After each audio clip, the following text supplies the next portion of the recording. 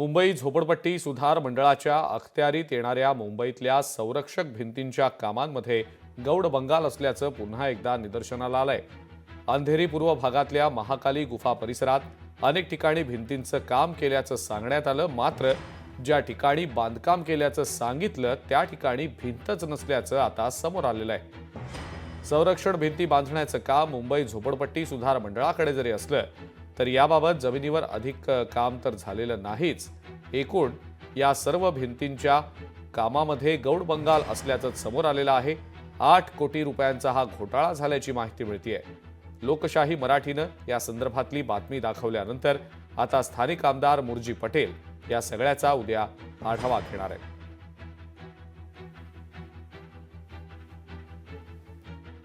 नाही, याच्यामध्ये कुठच्या खात्यामार्फत ही कामं चालू आहेत हे जर कळलं तर त्या मंत्री महोदयांना सांगून त्याची चौकशी देखील लावता येईल।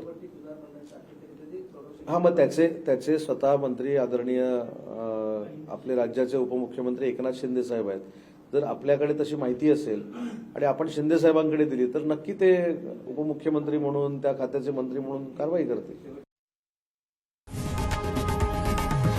लोकशाही मराठी ऐका, पहा, जागरूक रहा।